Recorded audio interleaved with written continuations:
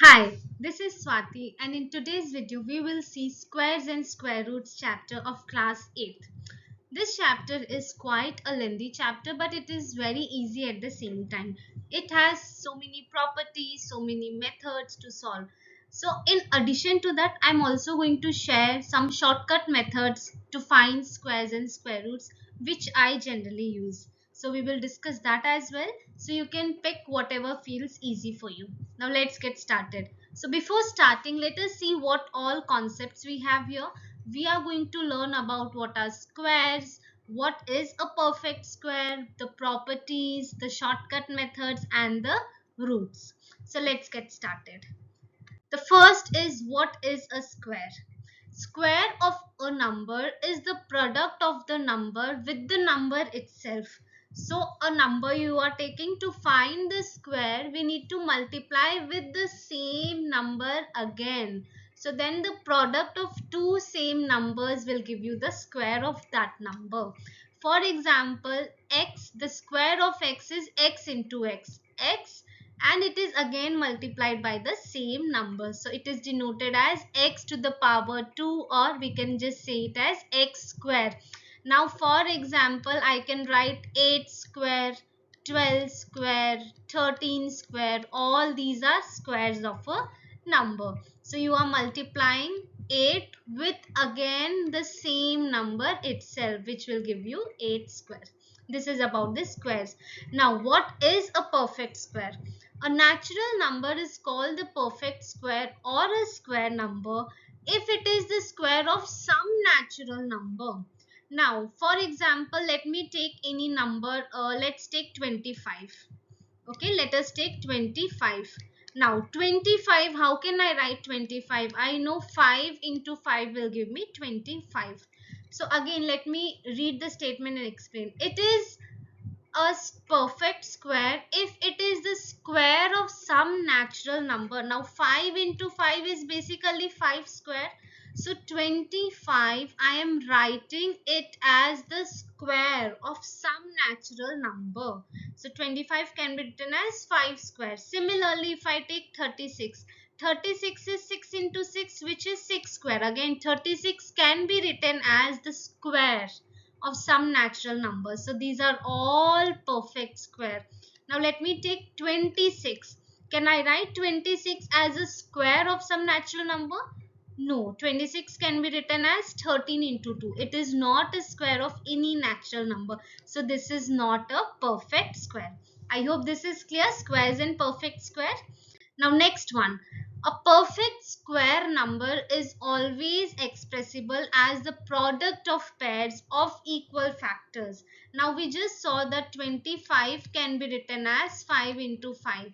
So what does this state is, it is always expressed as the product of the pairs of equal factors of the same factors. When we find the product of two same factors, then it is a perfect square.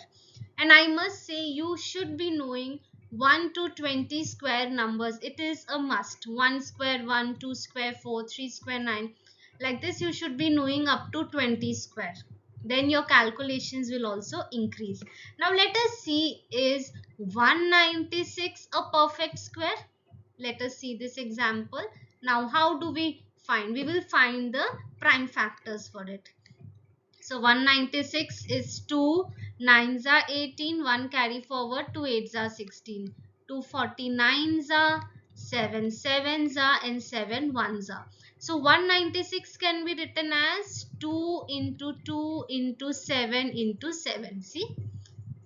Now, what is a perfect square? If it can be expressed as a product of pairs. See, 2 has its own pair, 7 has its own pair, then yes, 196 is a perfect square. How do I find this? Once you find the prime factorization, you write all the prime factors, you will make them into pairs. Every number should have its pair. Only then it's a perfect square, else it is not a perfect square. So here I can see 2 has its pair, 7 has its pair. Once you have done pairing, then from each pair we are going to pick one number. So from this I pick 1 2, and from this I pick 1 7. then the product of this is your answer. So yes, it's a perfect square. About it, about the roots, I'm going to tell you in this further session. Now moving on, properties. Here we'll see what are the properties of perfect square. First one, a number ending in 2, 3, 7 or 8 is never a perfect square.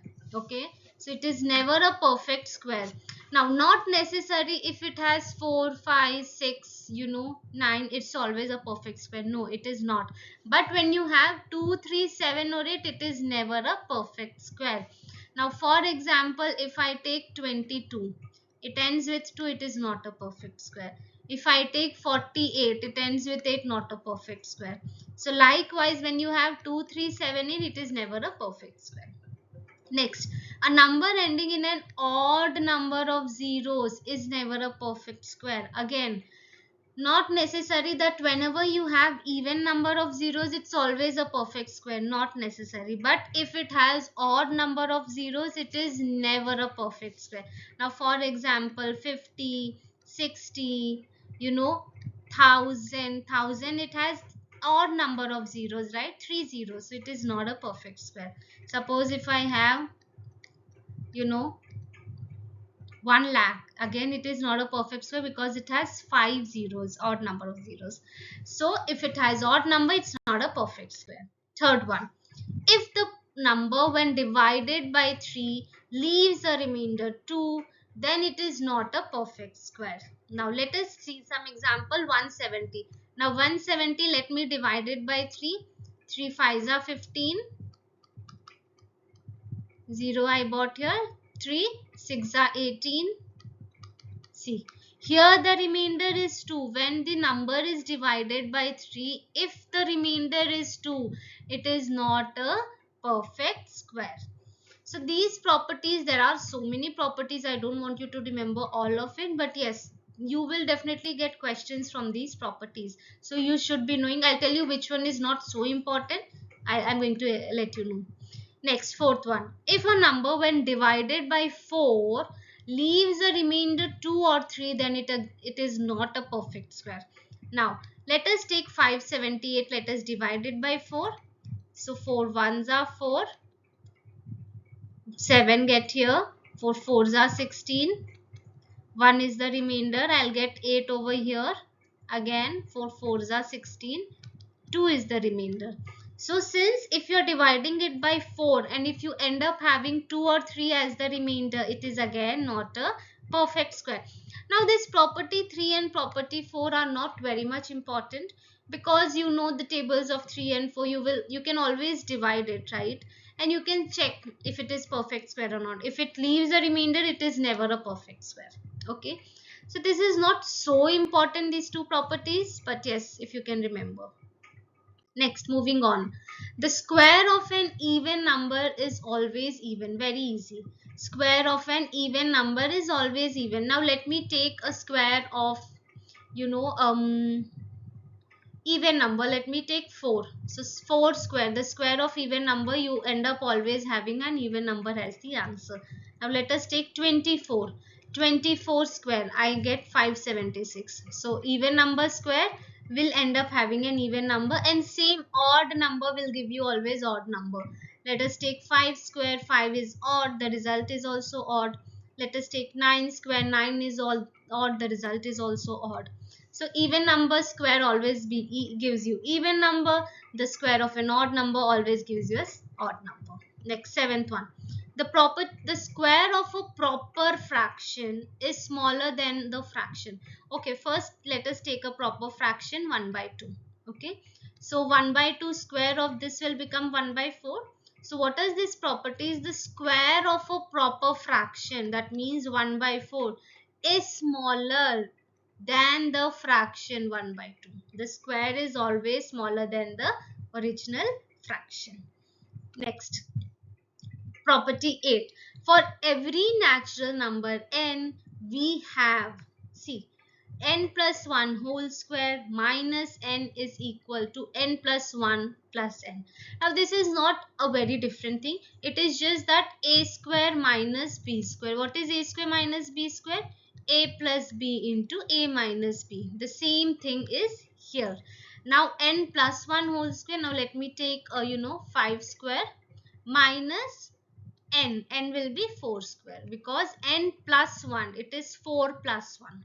So what will it be? 5 plus 4 into 5 minus 4. So this difference will always be equal to 1. So that is why you only have plus in the formula. Minus part is not there because it is always going to be 1. Next, every perfect square number can be expressed as the sum of consecutive odd numbers starting from 1. Every perfect square number, let me take any perfect square number. Let us take 5 square, which is 25. Yes, can be expressed as the sum of consecutive odd numbers starting from 1. Now 25 can be expressed as the odd numbers. So starting from 1, 1 plus 3 plus 5 plus 7 plus 9. So since this is 5 square, it will be 5 odd numbers. So when I add all of it, 9 plus 7 is 16, plus 5 is 21, plus 3 24, plus 1 25. So it is going to be 25. Similarly, if I take 7 square, which is 49, I'm going to write sum of first 7 odd numbers. So which is 1 plus 3 plus 5 plus 7 plus 9 plus 11 plus 13. So when I add them up, you end up having 49. Next up here is Pythagoras theorem. I think this is the first time you're reading, but this is a very important theorem you will be having till your grade 10th. Pythagorean triplets.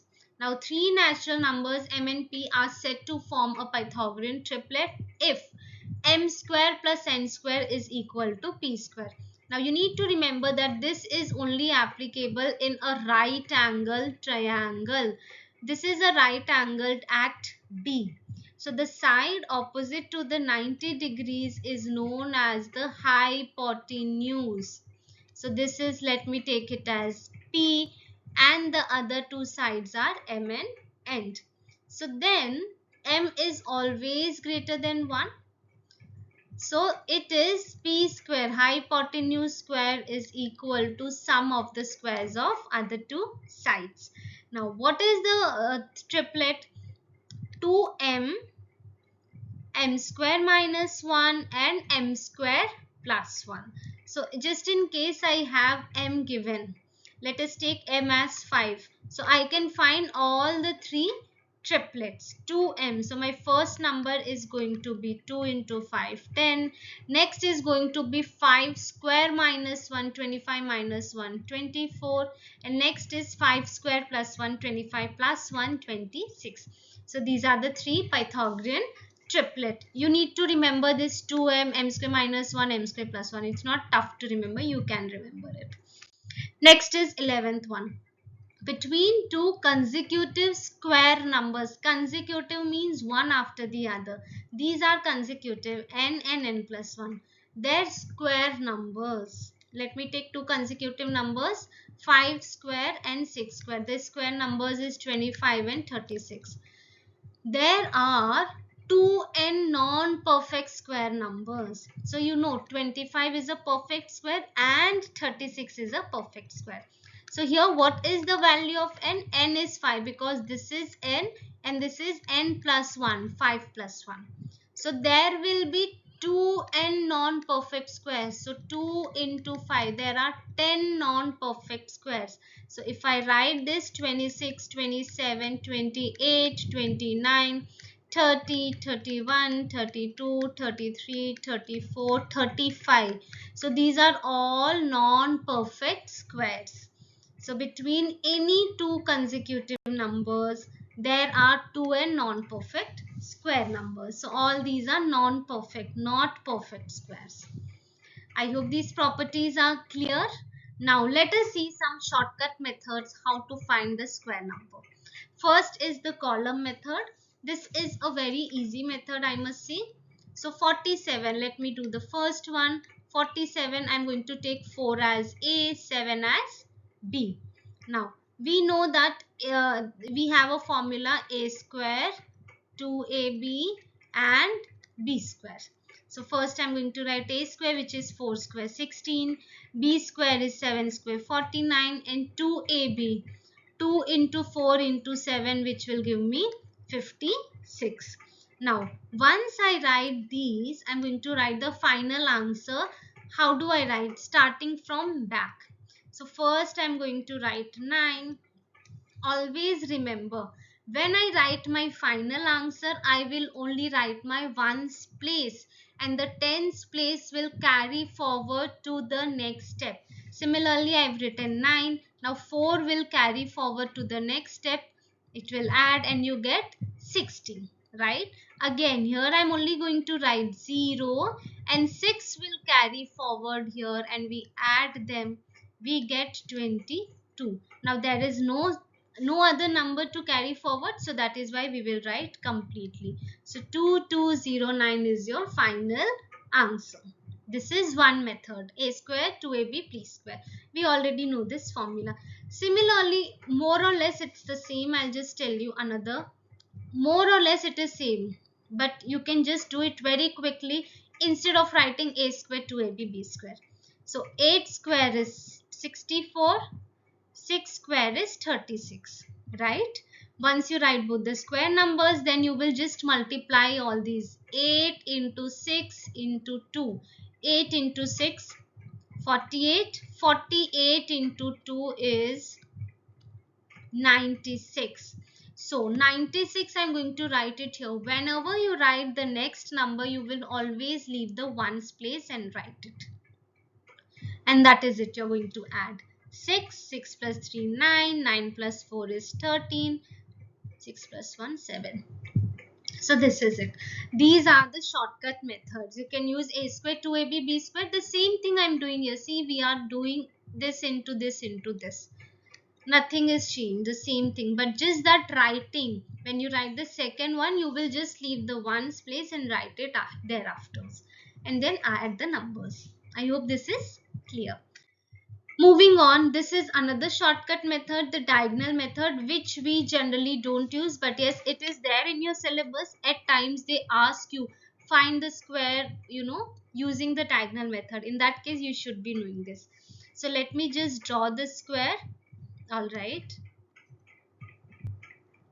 Since you have two numbers, you will draw two squares, two rows, two columns. 3, 9 and again 3, 9. All right, and you are going to yes, divide. You will write two numbers, so you're going to divide like this. Now 3 into 3, 9, so that is why you write 0, 9. Similarly, 3 into 9, 27. Next, same thing, 9 into 3, 27, and 9 into 9, 81. Once you have written all these, you will just write the final answer. How do we do? We start from the bottom. Your ones digit is 1. Okay. Next, coming to this diagonal 7, 8, 7. What is the sum of this? 7 plus 8 plus 7. 7 plus 7 is 14. Plus 8 will give us 22. Now again, let me write the final answer over here, okay, in order to reduce confusion. All right, this one is it. Now 22. Again, whenever we do shortcut methods, we always write the ones place and the tens place will carry forward. Same, I'm going to write this 2 over here, and this 2 will carry forward to the next diagonal. Now what is the next diagonal? 2 plus 9 plus 2. So 2 plus 2 is 4. 4 plus 9 is 13. So 13, and you have this 2 wala carry forward. So 13 plus 2 is 15. Out of which I'm just going to write 5 and 1 will carry forward. Now our last row diagonal is 0. So 0 plus 1 is 1. So 1, 5, 2, 1 is your answer. I hope this is clear. Since you have two digits, you will write two rows, two columns, and then just multiply, and diagonally you're going to add and write the final answer. You can see it again, and I'm sure your confusion will clear. Moving on. Now this was all about the squares. Now coming to the square root. The square root of a number x is that number which when multiplied by itself gives x as the product. Now the square root of a number x. Now let us take any any number. Let me take as 25.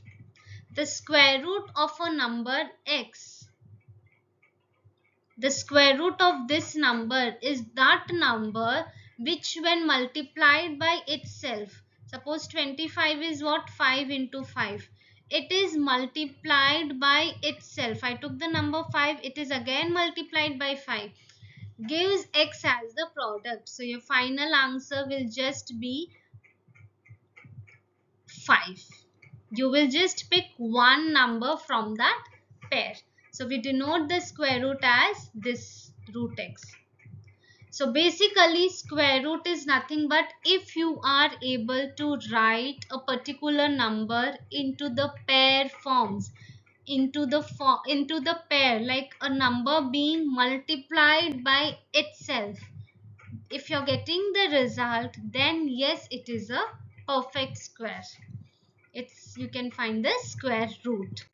Next, let me find a square root of a 324 by prime factorization. You will understand. So prime factorization, let us find the prime factors first.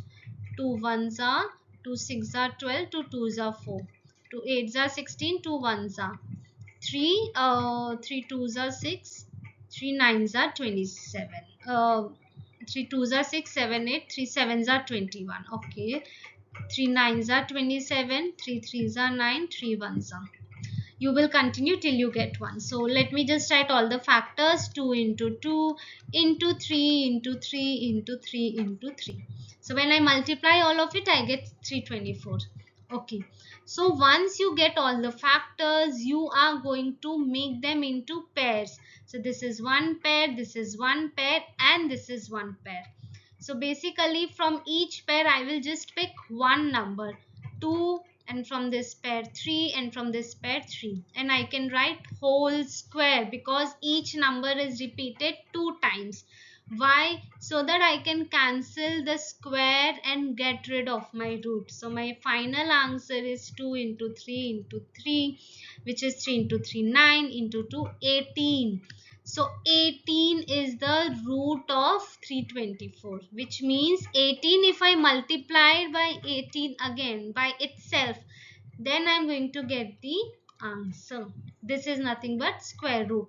So once you will find the prime factors, you will make them into pairs, and then you will just cancel square and the root to get the final answer. From each pair you'll just pick one number and then find the product of the result.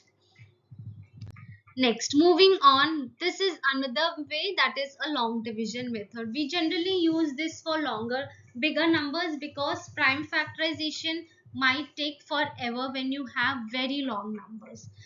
So this is again very easy. In this you will just make pairs. You will start from the ones digit and make two numbers into a single pair. Then you need to write such number here and here, same number which when multiplied give you 7 or lesser. So if I take 3 into 3, it is 9, which is greater than 7. So I am going to take 2 into 2, which is 4. Normal subtraction 3, and you will get the next pair down, 384. The next step is you will double the number 2. That means you will multiply into 2, which is 4. And then you will write a number here and here. The number should be same at both the places. So we can just check. If I take 47, I need to write 7 over here. 7 into 7, 49. 7 4s are 28, 29, 30, 31, 32, which is lesser. I can try 48 as well. So 48 into 8, 8 64. 8 4s 32 plus 6, 38. So if I write 8 over here, I need to write 8 here as well. So 48 into 8 will give me 384, and hence the result is 0. So the root of 784 is nothing but 28. 8. So these are the two methods to find the square root. One is factorization and the other is long division method. Now last topic for this is the decimal form. If you have in decimals, it is the same thing, just that wherever you have decimal you will place the decimal. First one, 42.25, you will make them into pairs. Now 6 6 are 36. So 6 is the remainder. After 42 you have a decimal. So I'm going to place a decimal here and then I'm going to write 25 at the bottom. Now 6 double is nothing but 12. You will just do into 2. Now what will you write? You will write a number here and here. The same number should be written at both the places. So what is that number? We can take 5 because 5 into 5. So 125 into 5 is nothing but 625. So the square root of this is nothing but 6.5. Similarly, you have other two questions which you can do it as homework. I hope this video is clear where I've covered each and every topic of this chapter. Now, my next video is going to be all the important questions of this chapter. Complete this video first and then see the next video. I am very sure that you will be able to do all the questions. If you haven't subscribed the channel, please do it and stay tuned. Thank you.